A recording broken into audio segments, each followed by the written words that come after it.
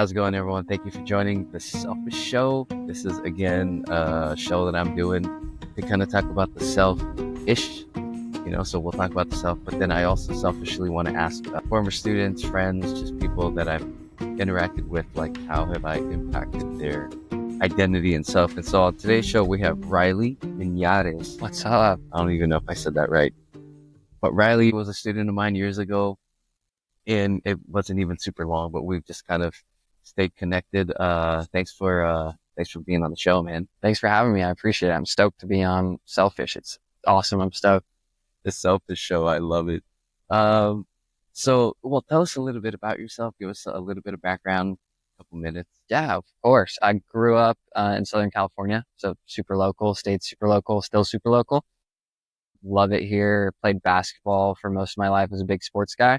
And then instead of going and playing college basketball, I decided to go pursue ministry for a few years. And that's where I met you. And since then, just completely changed my life. And now trying to figure it out, being a 21-year-old in Southern California. So just trying to figure it all out. Let's go. And you have siblings? Yeah, I have a bunch of step siblings and then one brother, actual brother. Yeah. Yeah. And he's younger. Yeah, he's 19. Yeah. Okay. So all of your growing up is North County, San Diego? Yep. All of it San Diego based. Very cool. Tell us a little bit about your personality.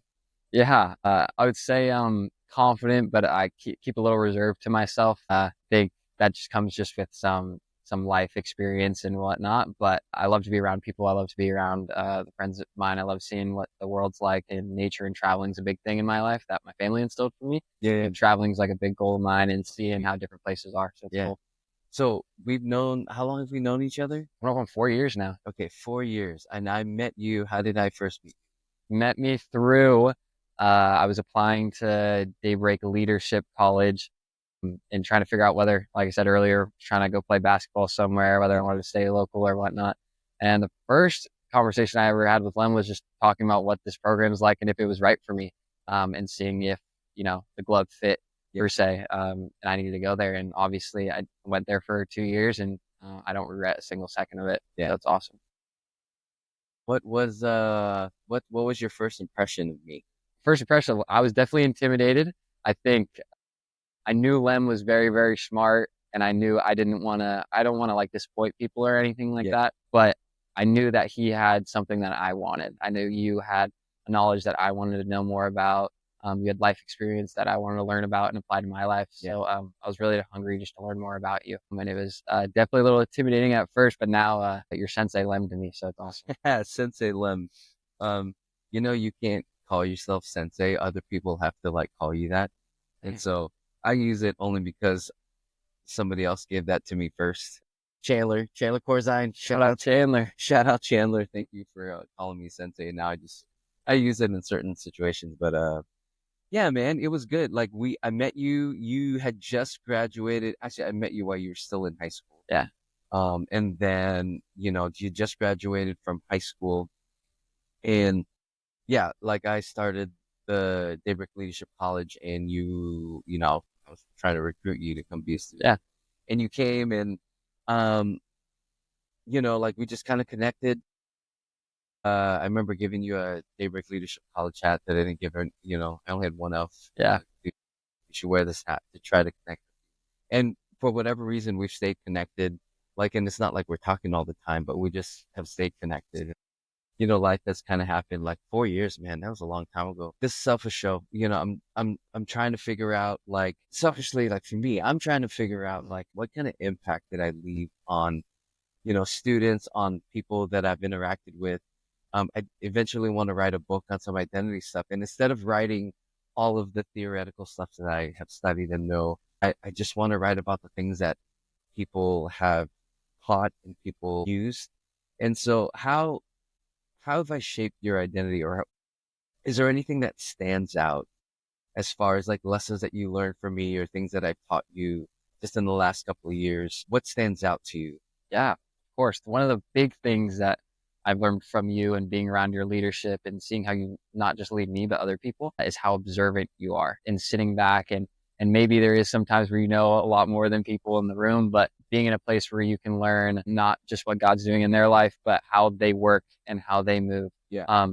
Just being in a quiet space. So I figured out that when I came into a lot of places, I thought I had to be the loudest in the room. I felt like I needed to be Yeah. clean. Yeah. Yeah. I was a little rowdy, and Yeah. seeing you and being around you really took me back and really being observant and realizing that I don't need to be the center of it all or anything like that, and Yeah. see what other people bring to the table with something great. Hey, where did that come from? Like needing to be the center of attention. I think growing up playing basketball, I was just, my dad was coaching, and I really felt like I needed to impress my parents on what I was doing, either on the basketball court or academically. So I always felt like I needed to prove myself to someone. And at that time, transitioning out of high school, that was a big thing in my life. So I think I just felt like I needed to prove myself to people or get validation from people. Yeah. And you really taught me that it's way bigger than all of that. And it's not that hard. It's not that complicated. And that's really sad. Yeah. Tell me a little bit more about that. Like we've had a lot of conversations Yeah. about family and around family. Like, if you could share some of the insights that we learned or just things that, came to mind as we had those conversations. Oh yeah, I had a rough experience with my dad growing up, and just back and forth with my parents getting divorced and whatnot, and that really sat. It was a really big part of my childhood, and I think I neglected it for a really, really long time on the things that it did to me. But from the conversations it had with you, I learned that those things do have an effect on me, and Yeah. those things are that affect my natural capability to do certain things. So Yeah. being observant that those things are in other people too, Yeah. and not just in me, really sat with me to really look at the whole output of life. Yeah. There's this thing that there was a lot of that happened to you that like you have no control over. Yeah.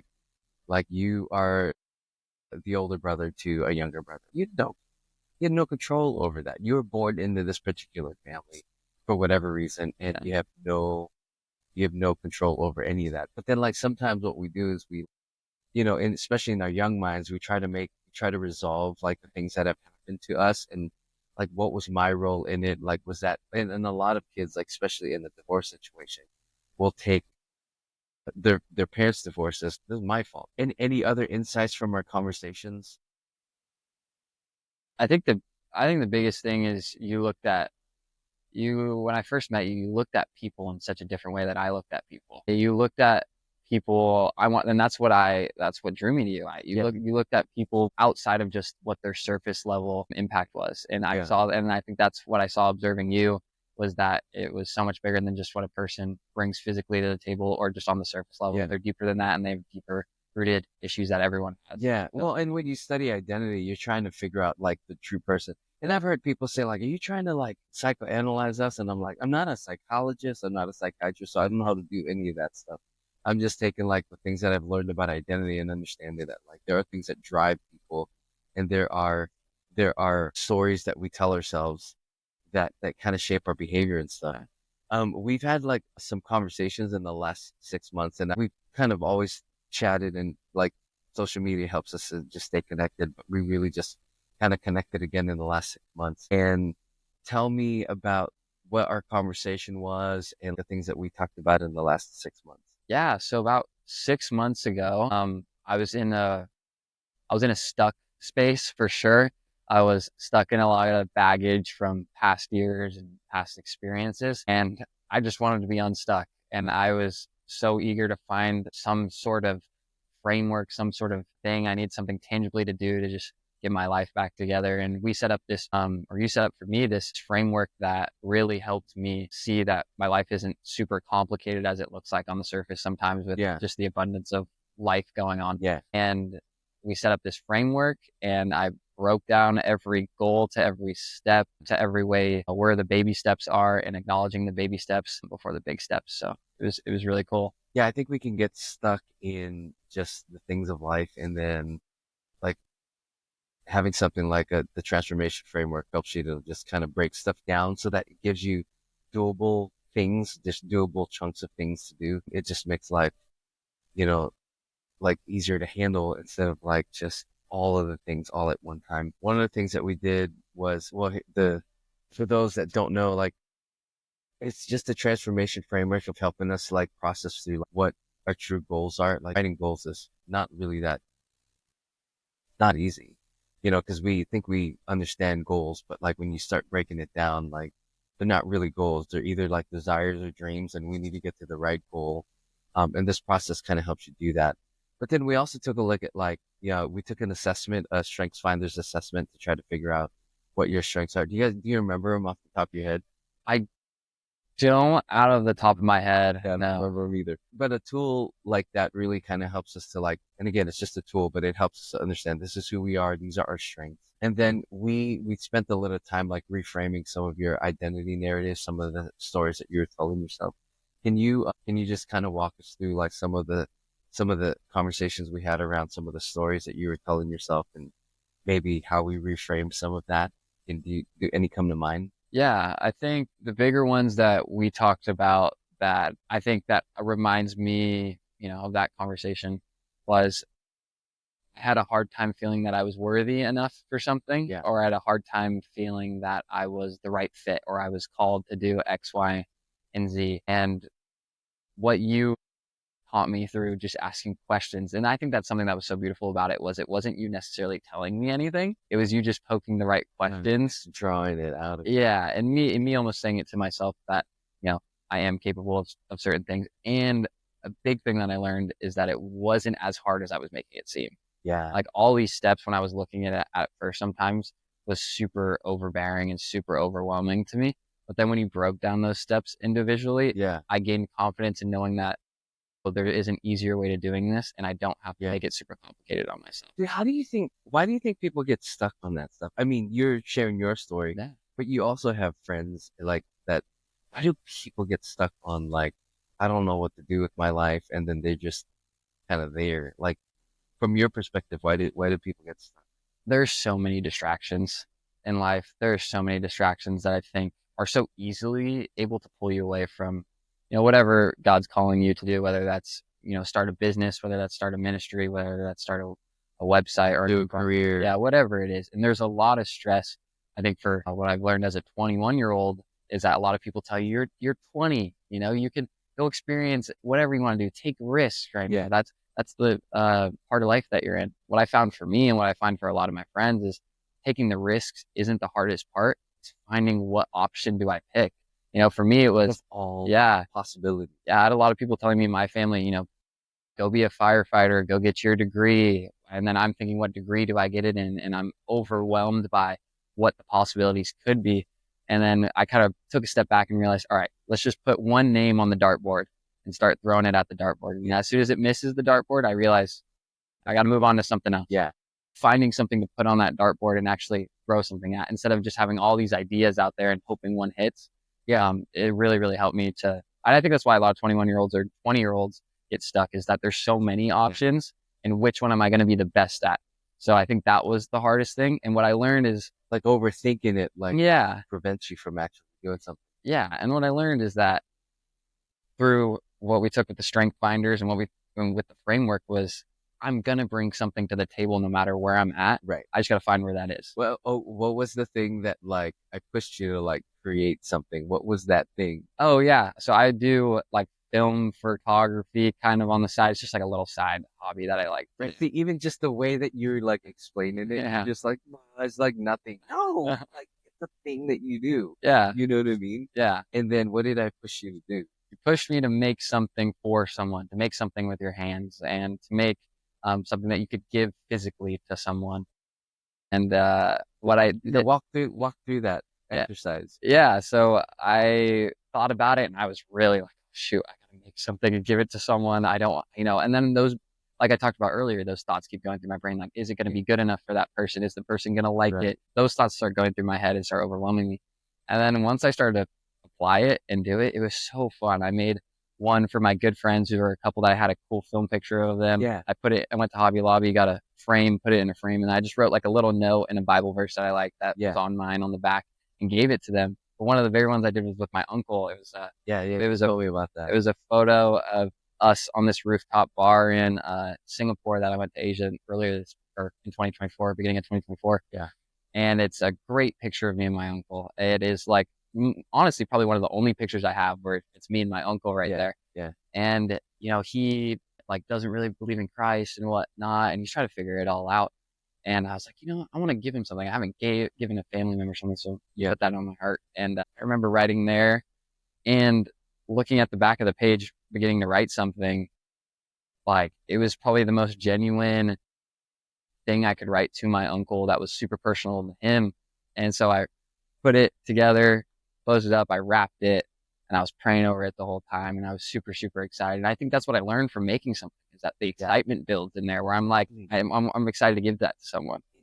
brings you life. There's something so cool about something that you made that, and then to hand it to somebody, Yeah. and then they then can enter into that same excitement and joy. And that's like we had these conversations around the Imago Day and like the Yeah. image of God, and like how we can create something and have somebody enter into that joy with us. Yeah. And like that, I mean, I remember you told me about that experience, and I was like, yes, that is it. That is it. And you have the power to do that. You can kind of create something. And then, and then the giving that something to someone else, like you create this bond, you create this like experience of like just joy. And I'm so stoked that you like jumped into that exercise and just kind of did it. Yeah. Awesome. But so you've been able to do that with other people, and Yeah, I've done it with a few other things. I gave one to my brother. It's a cool picture of him and the elephants that we saw there. So it's cool. It's cool pictures too. I try to find ones that, live up to my standard of a good photo, I guess. yeah, But I did one for them. I did one for close friends of mine who I have a picture of them at Disneyland. yeah. So I have it, put it in a frame and gave it to them. It's been really cool. It's been awesome to see. How is tell me about the last 6 months, and like, like you were definitely stuck. We chatted through some things. We gave you some tools. What's the last 6 months been like? You know, like, yeah, what's the last 6 months been? What are some of the things that you started just to kind of work through your identity and like move forward in life? Yeah. So big question I asked at first is like, where's my identity? Where do I want to put myself? And man, if I could lay hands on every single person in San Diego, I would love to pray for every single person. But that's what I loved, and that's what I loved, reaching out to people and having a connection with someone that's bigger than just a life friendship. There's something outside of that. And so I started doing these things. So I saw a clip of it somewhere. I started doing these gratitude texts. Yeah. It's been so fun. I think Yeah. that's the biggest thing. It hasn't been rewarding in any way, really, but it's just really been fun to connect with But it's people. obedience. It's Yeah. obedience to this thing that God's called you to do. The Holy Spirit's like put on your heart. Yeah. So at most mornings, I try to do it every morning, but life gets in the way sometimes. But most mornings, I sit down and I'm in prayer, whether it's with my Bible open or whether my journal open. I ask God, I'm like, I got Yeah. who do you want me to reach out to? And I'll take a second. And let's say it's Lem one day. Yeah. And I take a second and I'm like, hey, Lem, I just want to say I'm thinking about you. Yeah. I hope someone's abiding for you in prayer right now. Yeah. Yeah. And I'm here for you if you ever need me. And I think that's something that I think for a long time I yearned from people. I wanted from people, Yeah. but to be able to realize my identity is in some things like that, And do that. and I can do that for other people, brings me just as much experience as I would to receive that. So giving it out, that's something like doing hands-on too a little bit. So it's cool I've been able to do that. It's been pretty sick. Yeah. Yeah. That's pretty awesome. And anything else like from the last 6 months that stands out? Like any practices or anything, any new insights? Yeah, I think the big thing for me the past 6 months, man, like when I think about where Riley was 6 months ago, it was such a big difference, even just mentally. Maybe not physically. I'm still in Southern California. Sure. I'm still Sure. trying to figure it out, but mentally and just, Oh, you have life. You yeah, have life. Like, not that you're dead, but like, there was truly like, here I am. I don't know what to do with yeah, anything. yeah, But now you have like you just have life about you, and you have like these things that you want to pursue now. yeah. Like, what are the things that you're pursuing, and like, what are the life-giving things that you're doing? Oh yeah, big time. And the thing is like big goals right now. I'm in a job transition. So transitioning into working for this golf company, which has been really, really cool. But applying like exactly what you said, like where are my strengths and where are my weaknesses that I can work on, and realizing that my weaknesses aren't scary. They're just things to learn from and grow upon. And not focus on. Yeah, yeah, big time. A bunch of other things. I realized, I think going into 2025 is leaving a lot of baggage in 2024, but 6 months ago, man, I was overcomplicating so much. I was looking at Riley wanted to, be a husband, wanted to have a family, wants to do ministry at one point, wants to financially support a family. And I was thinking about all those things before even taking any steps. for doing the simple things. And I think what I realized over time is that just doing the simple things is the biggest thing. Yeah. And then doing the simple things so God can do the big thing. Like Yeah. the big things aren't for me to worry about. That's for God to worry about. Right. But me doing the simple things day in and day out helps me to, when those big things happen, just give it all to God. Yeah. So it's been awesome. That's a good word, man. If you could go back and talk to the Riley from 6 months ago, like what kind of encouragement would you give him? Now knowing what you know what I mean? Yeah. If, I mean, it's just a thought exercise, but if you could go back to that Riley, what would you say? I would sit down. It's along the same words of just don't make it super complicated. Yeah. And I try to think back to, Riley was stubborn in what he thought. So how would, what would I actually say to Riley in a space where he would gain and accept those things? Yeah. And I think a lot of people were throwing big ideas at me, Riley, you could do this, you Yeah. could do this, you could do this. But really, once I sat with myself and did the goals, breakdowns, and transformation framework and set out the things that I want, not what other people wanted from me, Right. but what I wanted Right. to do and where my identity sat with, it pushed me to do the simple things like waking up and getting in my word, waking up and talking to people, doing the things that I longed for. Yeah. And now I've just been building on that since then, really. And I can see physically in my life where it's changed. Yeah. That, you're just stacking on top of each other. It's just like Legos. You got to stack one on top Yeah. of each other to make the whole Time. picture. So it's been awesome. So again, this is the selfish show. This is just for me, but my hope is that other people like are listening to this, like people that like are kind of lost and maybe like need help with identity and need help with unlocking their potential future. Like if you got any insight or is there anything that you can say to someone listening to this that feels stuck like you felt stuck? I know I asked you to speak to that, Riley, but like, or just like think of a friend that is stuck. Like, what would you say? Like, what kind of advice would you give? I think of how I put it for a friend. Because there's going to be somebody listening to this. My hope is that they listen and they're like, that's going to help me. Yeah. Like help out somebody that's stuck. Yeah. So I just had one of my close friends, his old basketball buddy from high school. We were just having a conversation the other day, and he's kind of in this similar spot that I was 6 months ago. Right. I know. Yeah. You see it in some people where it's, there's this, he wants to get unstuck, but he knows he's in a place where, he's trying to figure it all out and he's got a lot of baggage. I told him, I was like, pick one thing that you love to do. Yeah. Do that every day. Yeah. Do it every day. And whatever it is to give back to people, whether it is something big, whether it's something small. Yeah. But do something that you love every day and bring full excitement into that. Tap into who you are. Yeah. Tap into your identity. Make something. Yeah. And what's the like, an example is, helping someone in need. What's something like that you could do for someone, but that's within yourself, within the full capability of yourself that you're able to do on a daily basis. Mine was doing the gratitude text, and that helped me tremendously. Or just reaching out to your family saying, hey, I love you today. I hope you know that I see you. I recognize you. Because, it's so easy in this world to get lost within people, or people have this sense of being forgotten about. And I feel like that's what happens when you get stuck, is you feel forgotten and feel like people don't care anymore. Sometimes you just need someone to say, hey, whatever you love, do that, go for it.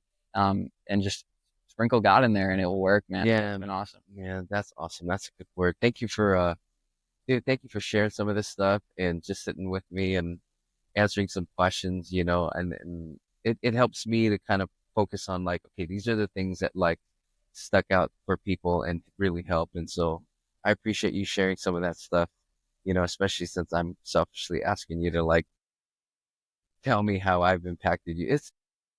It's something that I would do, of course. Like I think about it, I'm like, something that I would totally do. Yeah. But thank you for sharing, and thank you for being on the show. And maybe we can have like other conversations later about other things, recording and just share them with people. Yeah, of course. Thank you. Thanks for doing this. It's been awesome for me, and I'm expectant and hopeful for other people that do this, because it's genuinely changed how I look at the things that I do on a day-to-day basis. And I'm just hoping that it does that for other people. Yeah, no, me too.